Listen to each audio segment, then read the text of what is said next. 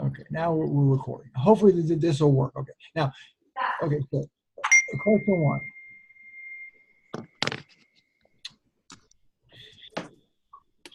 Assume the economy is at full employment. Well, what does that mean? Full employment simply means that we're operating at potential. And the way we show that is on a typical aggregate demand and aggregate supply. So let me just start there. You're going to see this a lot, okay? In macroeconomics, we don't talk about supply and demand in terms of supply and demand for coffee or supply and demand for any particular good. We talk about demand and supply in the aggregate, in the full economy. So all of the demand for everything that anybody could get in the economy, the aggregate is represented by this aggregate demand curve right here. And so you see the price levels on the y-axis or the vertical axis, and what we're calling the real GDP or real output on the x-axis or the horizontal axis. So as prices go up, right? As prices go up, demand goes down. Okay, there's an inverse relationship. So when we have higher prices in the economy, then consumers are going to demand less of everything. Okay, so that's the aggregate demand. Now this is short run aggregate supply. Short run.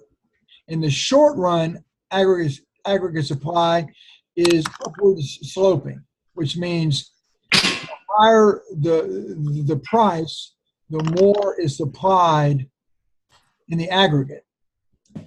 Okay? So price and short run aggregate supply have a positive relationship. As price goes up, aggregate supply goes up. Okay? So we're going to say that right now we're in what's called equilibrium, where aggregate demand equals short run aggregate supply. And if we're in full employment, that means that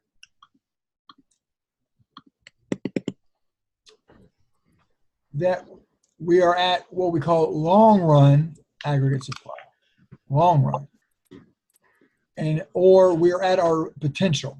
So the long run aggregate supply. Now let me just say, you're probably going to say, what in the world? I'm confused. Just listen to what I'm saying, and sort of what we used to say in the Navy, push the I believe button. Like, I believe. Okay? Don't try to figure out everything tonight. Okay? Just trust me when I say the long run aggregate supply is a vertical curve. Okay? When we are at a quantity output right here equal to our long run aggregate supply, we call that full employment, or we're operating in our full potential. So this is the graph of what the problem is describing right here. Okay? This is and you don't have to draw it for this problem. It's not asking you to draw it, but I'm just showing you. That's what it would look like.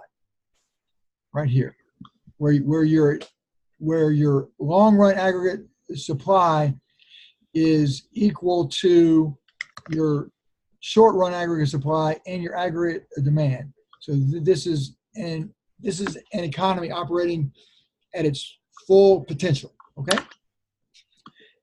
Any questions so far? Okay. Now, the next part of this question is saying, explain how an increase in net investment will affect each of the following. Okay. Now, once again, this is getting way ahead, but you're going to see this over and over and over again. So the best way to think about this is right away, I'm going to introduce you guys to how we actually figure out what our gross domestic product is, or what aggregate demand is. And just quite simply, gross domestic product is the total output of the economy. Total output. And it's more complex than that, really. But for now, just think of it as total output. And total output now is also total aggregate demand. Because, and you say, well, why is that? How is output a demand? Because GDP, gross domestic product, is what we call a flow variable. It's not a bucket full of anything. It's how much changes hands in money to get stuff, right? So, for example, the gross domestic product in the U.S. is about $18 trillion a year, which means that every second of every day, every second for every day, $50,000 changes hands in the economy. So income, someone's income is somebody else's expenditure, right? So when we say output, output is also income, because whenever you buy something, somebody else gets something. So it's really the flow of money and goods through the economy that equals about $18 trillion a year in the U.S. And it's made up of these components: the consumption, government spending, domestic investment, which is when the companies invest in building a new factory, hiring more workers, whatever. And then what we're calling net exports, which is the difference in exports minus imports. So right now, for example, in the U.S., net exports is a negative because we import more than we export. But these are the components that make up gross domestic product as well as aggregate demand. So obviously, simple math, if we go back to our question here, what happens when we increase investment? Well, aggregate demand has to go up, all else being equal, right? Because investment is part of what we add up to get aggregate demand. So if this goes up, then this has to go up. Okay, easy, right? So aggregate demand is going to go up. Okay. Now, question. Sure, absolutely. How long are these answers supposed to be? You can just say aggregate demand increases. 3 words. Oh, really? Okay, great. I know I'm being long-winded. I mean, I could just say the answer, but I did want to give you a little bit of a background, because this may be the first time in your life you've ever seen this stuff, right? Yeah. So okay. I would just you'd be like, what? So yeah, the answer just has to be aggregate demand. Okay, so you're not looking for paragraphs or anything. No. I'm just looking for simple. I'm looking for you to say something like, where is it? I'm looking for you to say something like, since net investment is a component of aggregate demand, the aggregate demand curve will shift to the right, right? Okay. What's going to happen really is this is going to happen.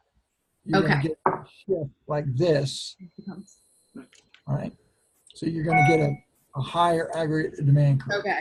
But you can also just say it increases, because that means when obviously when you shift the curve out, it means at every price level there's more, right? Okay. Because if we extended this out, so there's more, right? So that's just simple. So aggregate demand goes up. But if you were drawing it, you would say, yeah, the aggregate demand curve shifts out. Okay. So yeah, thanks for because I wanted to show you that. Let me put this guy. Am I on the right place? Yeah. So right now, this guy is here because we're at full employment. I think that's where it said full employment, right? Yeah, full employment. Now, capital stock. Well, I've already said when you have an increase in investment, that's going to mean that what capital stock is, it can be anything that companies use to make whatever they're making. It could be land. It could be, well, not so, like factory equipment, capital. Any hard, like like brick and mortar stuff. And it could get complicated, but just for our purposes, think of it as like a company wants to expand, so they build more machines to build whatever they're building. And that's capital stock, okay? Or they build, or they increase the capacity of their factory. So, and they do that.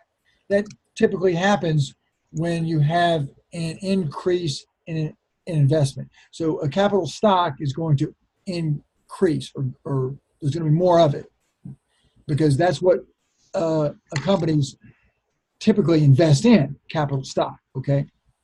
Now, the long run aggregate supply is that vertical curve. Now, with more capital stock, that means that the potential for the economy to produce more actually goes up. So if we think of this also, and you know what, I've got it somewhere. Hold on a second, because I want to make sure. I think I've got it. Yeah, let me use this, because this is easier. I want to make sure you understand what we're talking about here. So this is also, okay, potential, right? But when factories or when companies invest in increasing their capital stock, that increases their potential. So that's going to shift the long run aggregate supply, out to the right, like this, okay? So simply for your answer, you can just say that aggregate supply increases, okay? And the potential output, the economy's potential output is going to go up. Now, what about just output, okay? Well, it's pretty obvious that and the other thing that this is where it gets a little bit tricky, but just once again, hit the I believe button, okay? When you increase capital stock, your short run aggregate supply is also going to go up, okay? So we're going to assume that we're in a situation, something like this, right? And let's assume that we're here, okay? So what's really going to happen, I thought I had where'd it go? Okay, that's all right. I thought I had so what's going to happen is we're going to have a price level. Well, you don't know that. That's the thing. So you don't know, because if, say we shifted here, right? And this shifted here. This is where it gets kind of a tricky. You don't know how far these shifts are going to be, but let's assume that's what happens, okay? You've got an increase in long run in the potential, an increase in short run aggregate supply. So this is where you were, this is where you are. So price level that doesn't change, but real output certainly does. Okay, so you've got a higher output, right? Okay, because now you're here. What happened to my blue? Okay, so now you're here.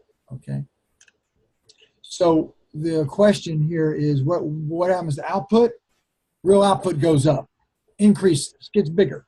Okay, we don't know about the price level. Price level is going to depend, and that's why it's so important to learn how to draw these graphs, because some of your answers, especially on the AP exam, are going to be indeterminate. Because if somebody asks you, well, what about price level, you'd have to say indeterminate, because it all depends on how far these curves shift, right? If the aggregate demand shifts a lot, and the short run aggregate supply only shifts a little, then prices are going to go up, So it just depends on that, okay? So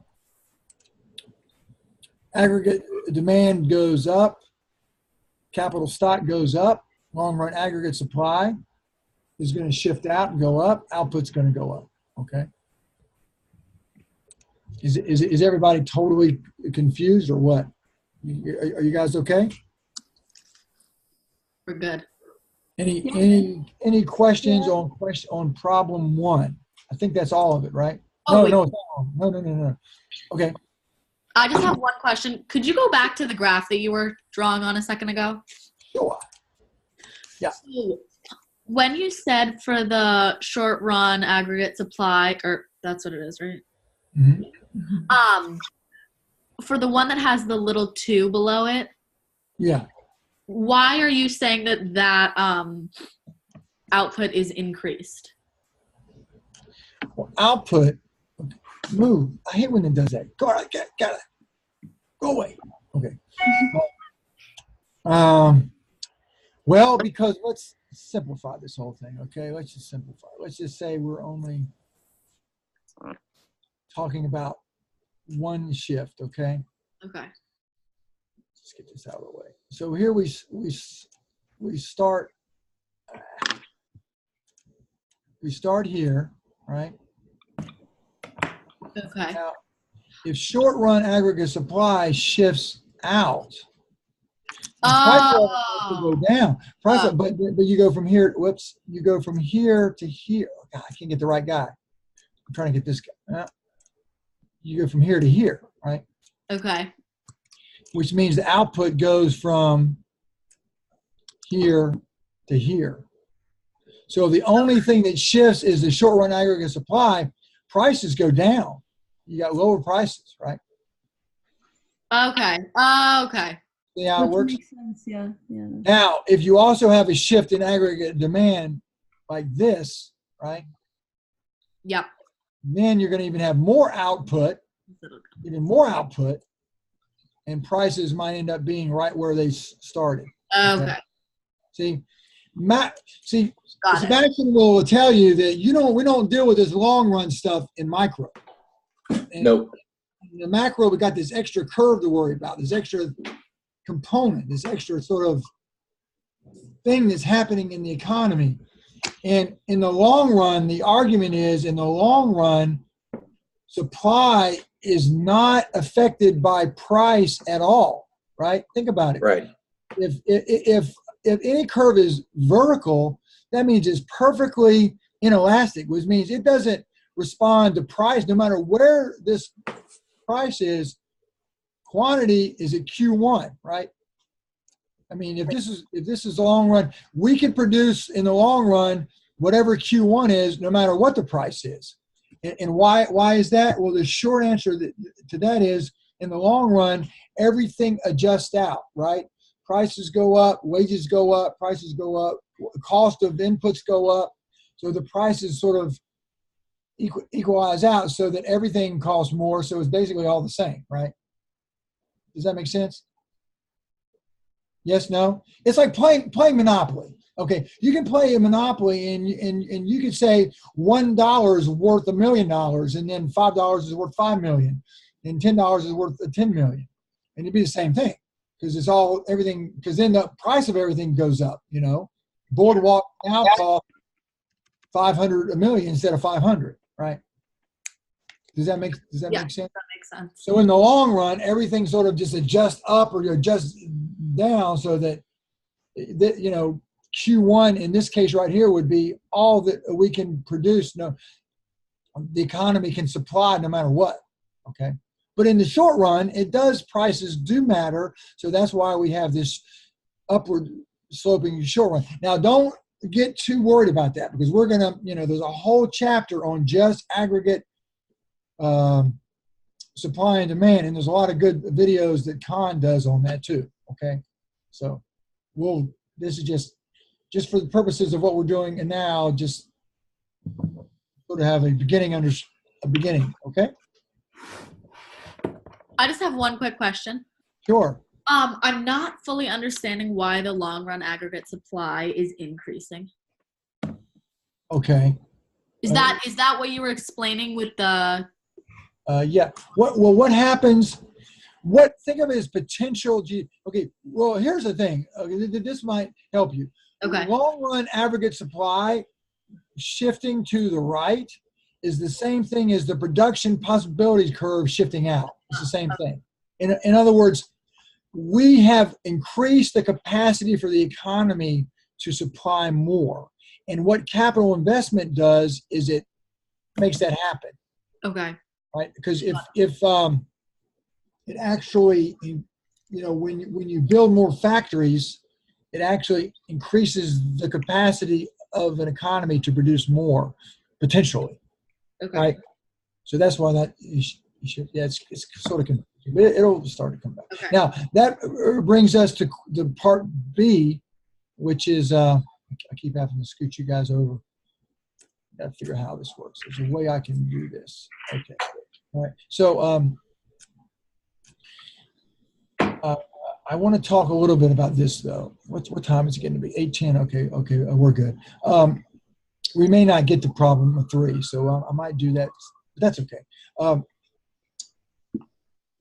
The question here is, explain how the increase in net investment will affect the country's production possibilities occur. Okay. Well, we've already determined that an increase in net investment is going to mean an increase in capital stock. Capital stock is what we call a factor of production, something we use to produce capital, factories, machines, trucks, whatever, computers. We use that. If that's going to increase, that's going to increase our capital stock, which is going to increase our what we could possibly produce, which is represented by this curve right here. So this curve right here is very, very much, pretty much synonymous with the long run aggregate supply curve. So when this curve shifts out, the long run aggregate supply or potential GDP increases, then you're going to have an outward shift in your production possibilities occur, what we could possibly produce. Now, I want to talk a little bit about this graphic, okay? And there's a lot in the book about this. There's a Khan Academy video. So there's a lot of ways to understand this. But it's important to understand when you see a curve that's concave, right? And how I know this is concave is because a bear lives in a cave. That's how I know it. That's how I remember. Anyway, and you've got good Y and you've got good X. Now, the reason why we typically assume that we have a concave curve right here, because what this is saying is, as I move along this curve, I'm producing less of good Y and more of good X. Does everyone see that? This is maximum good Y and 0 good X right here. And this is maximum good X and 0 good Y. Do you see that? Yeah. Yep. So, and then what this is simply saying is, depending on what this economy wants to do, they potentially can produce anywhere they want along this curve. They can put all their resources into just producing only good Y, or they can put all their resources into producing only good X, or anything in between, okay?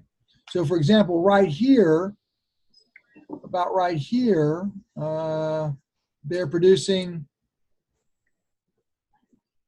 a bit of both, right? If we look at point B, they're producing this amount of good Y and this amount of good X at point B, okay? If they use all their resources and just reallocated, they can produce it good at point A, which means they would take resources away from good X and allocate them to good Y. So now they're still operating at their potential, but they reallocated their resources away from good X to good Y, going from point B to point A. Does that make sense? Yeah. Right?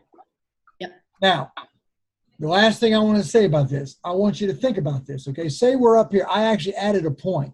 I added a point. Say we're here, okay? So,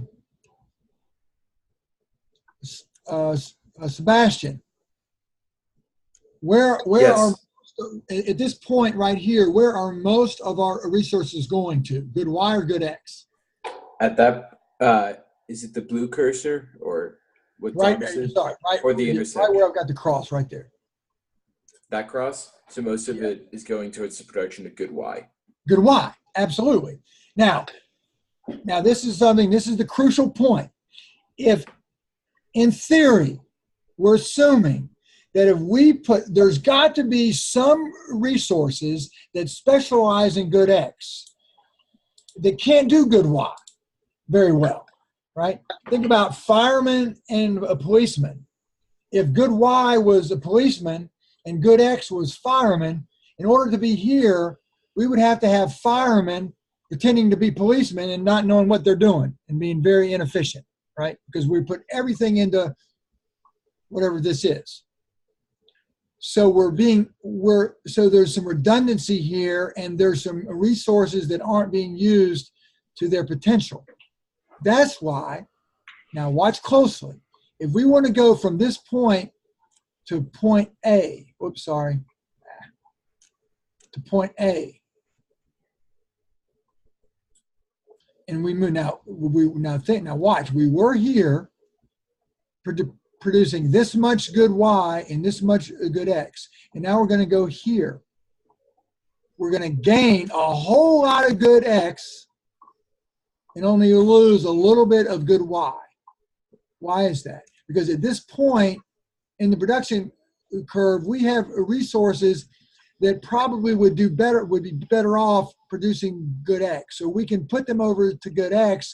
We'll increase a lot more in terms of producing good X, but not lose very much of a good Y, because we're over allocating the good Y up here anyway. Does that make sense? So it's like the firemen that were pretending to be policemen are firemen again. And then Now firemen, they're much better at it.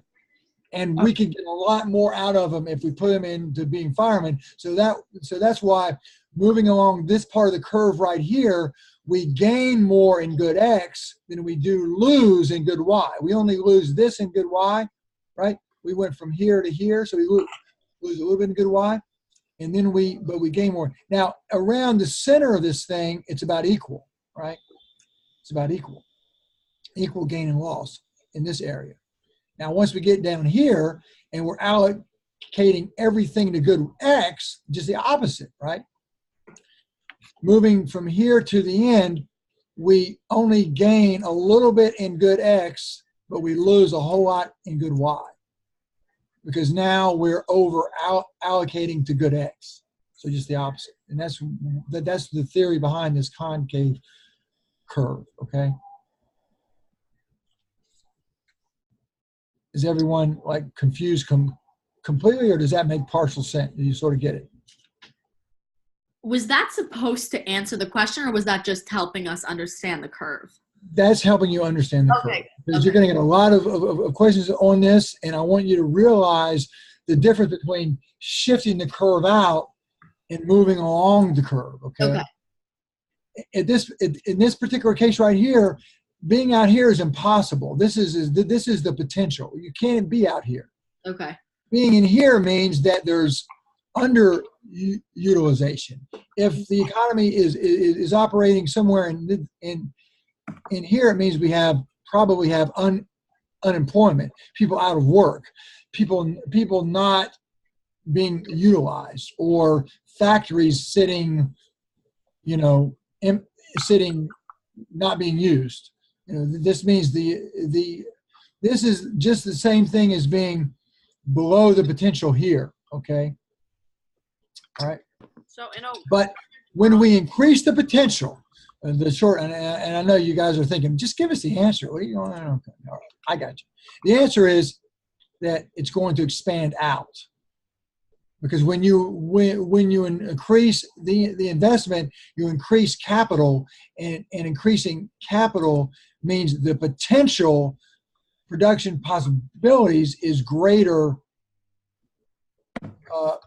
overall. So you can produce more of good Y and of good X. So the answer is, you don't have to draw. I don't think it's telling you to draw it. Let me go back. It's just asking you to explain. So you simply need to explain that the production possibilities curve will shift out. Okay? And I say to the northeast that way, right? Okay. Any questions on problem 1? I don't have a question on problem 1, but it's like just like assuming this, like, so the actual curve is just assuming that everybody is employed, like there's full employment. Right. If you're on the curve, that's a great, Lucy. If you're on this, if we're saying we're anywhere on the curve, absolutely full employment. Everything's being used. We're operating at our potential. We're using everything. Right. We can't do any more. Right. We can only choose how we allocate between good Y and good X. Right. But we can't do more. You know, we can do more of good Y only if we do less of good X. We can't do more of both. But when the curve shifts out, we can do more of both. Okay? Would that assume that then the curve is shifting out because there's more resources to create more? More resources, more capital stock, which means we built more factories. Now, another thing that would do that would be an influx of foreign workers come into a country, like when we get, which is why, the argument that that immigration is good because when we get more people in the country who are going to work, that means that our production possibilities increase. So that would be also a shift out. Okay. Assuming that they could find jobs, and there's jobs for them, so it's a lot into that, right? Of course, yeah, but anything that would increase the potential, which shift this curve out, okay? And we'll talk a lot more about this. I just wanted to get, there's some good videos in on this, and there's some good, and the book does a good job of explaining this also. Okay. So, am I good to go on to problem 2? Yes. Yeah. Okay. So what I'm going to do is I'm going to stop the recording.